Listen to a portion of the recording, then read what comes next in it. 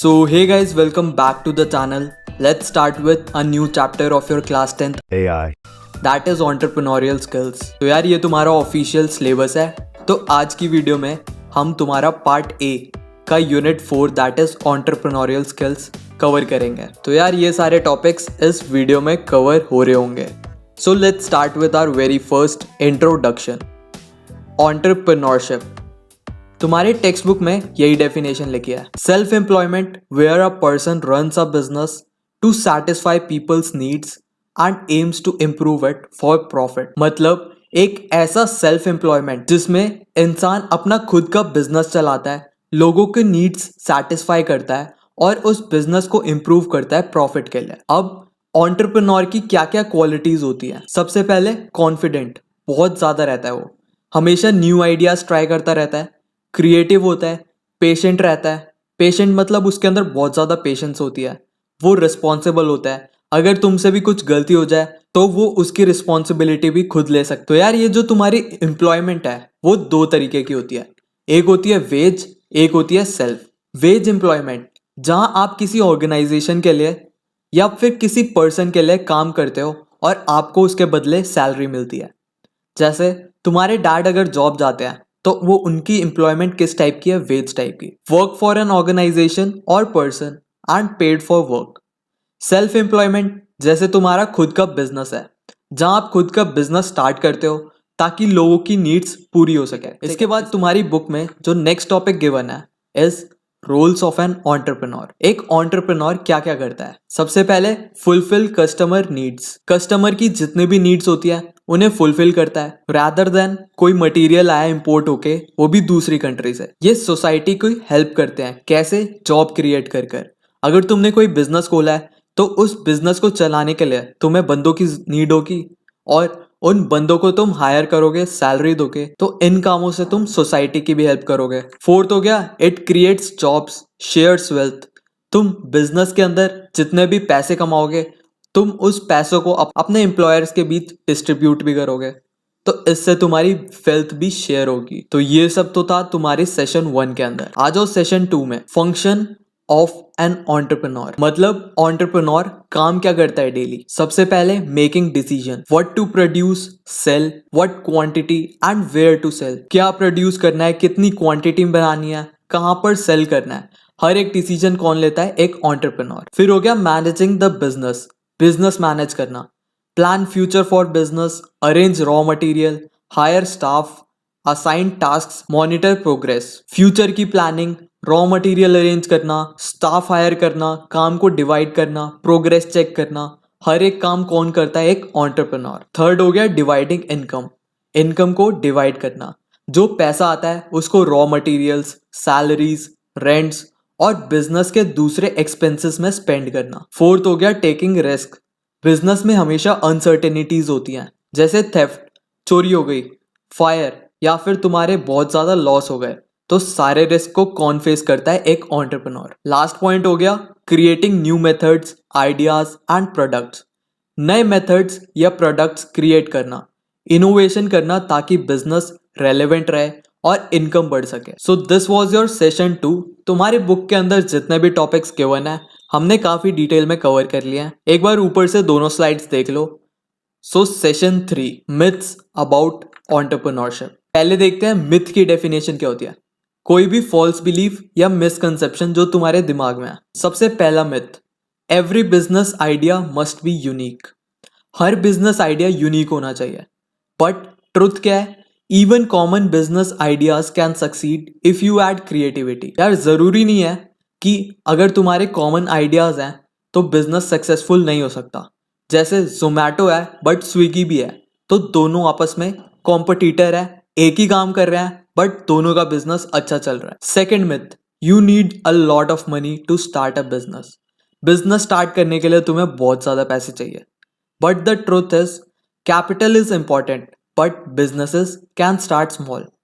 Capital मतलब money जरूरी है बट बिजनेसेस छोटे लेवल से भी स्टार्ट हो सकते हैं. तुम्हें कभी टाइम मिले तो BTW, बिट्टू टिक्की वाला, इसकी एक बार जाके हिस्ट्री पढ़ना. इसने एक कार्ड से स्टार्ट करा था और आज देखो इसके बहुत बड़े बड़े होटल्स खुल चुके हैं across all over India. Myth number 3, only big businesses count as entrepreneurship. यार सिर्फ बड़े बिजनेस ही एंटरप्रेन्योरशिप होते हैं, but the truth is no business is big और स्मॉल। कोई भी बिजनेस बड़ा या छोटा नहीं होता अगर तुम्हारे जेब में पैसे आ रहे हैं। Myth number 4, entrepreneurs are born not made.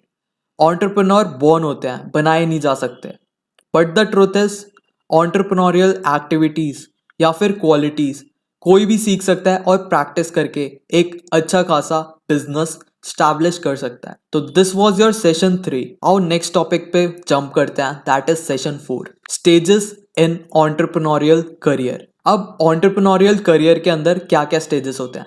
सबसे पहले स्टार्ट द बिजनेस, तुम बिजनेस लाइन में घुसो तो। सेकंड हो गया survive, face competition but stay in market, अपने कॉम्पिटिटर्स को फेस करना और मार्केट में अपना सर्वाइवल रखना। थर्ड स्टेप हो गया ग्रो, अपने बिजनेस को एक्सपैंड करना जितना पॉसिबल हो सके। तो यार एंटरप्रेन्योर्स ना सिर्फ अपने लिए जॉब क्रिएट करते हैं बल्कि दूसरों के लिए भी अपॉर्चुनिटीज क्रिएट करते हैं। तो एंटरप्रेन्योरशिप को हम क्या क्या बोल सकते हैं, किसी चीज में रिस्क लेना फिर साथ में एफर्ट लगाना। इससे होगा क्या, तुम्हारी ग्रोथ होगी, तुम्हें इंडिपेंडेंस मिल जाएगी। तो यार रिस्क और एफर्ट का रिवॉर्ड क्या होता है, ग्रोथ और इंडिपेंडेंस। और याद रखना एंटरप्रेन्योरशिप बड़ा पैसा या बड़ा आइडिया से नहीं होता, ये सब होता है तुम्हारे माइंडसेट से, परसिस्टेंस से और लर्निंग से। तो यार तुम सब भी एंटरप्रेन्योरशिप सीख के एक दिन सक्सेसफुल एंटरप्रेन्योर बन सकते हो। सो कंक्लूजन यही है, entrepreneurship is not about big money, big ideas, or being born talented. It's about mindset, persistence, and learning. Anyone including you can do it. तो यार एंटरप्रेन्योरशिप बड़े पैसे या फिर बड़े आइडिया से नहीं होता, ये होता है माइंडसेट, परसिस्टेंस और लर्निंग से। सब स्किल्स सीख कर हार्ड वर्क कर कर एक दिन सक्सेसफुल एंटरप्रेन्योर बन सकते हो। So this was your complete chapter entrepreneurial skills. तो यार तुम्हारी एनसीईआरटी बुक में एक बार देख लेते हैं हमने क्या क्या टॉपिक कवर कर लिया। सबसे पहले इंट्रोडक्शन, एंटरप्रेन्योरशिप के बारे में हमने पढ़ लिया कि ये एक तरीके की सेल्फ एम्प्लॉयमेंट होती है। ठीक है, एंटरप्रेन्योर्स हमारे हर जगह पे हैं।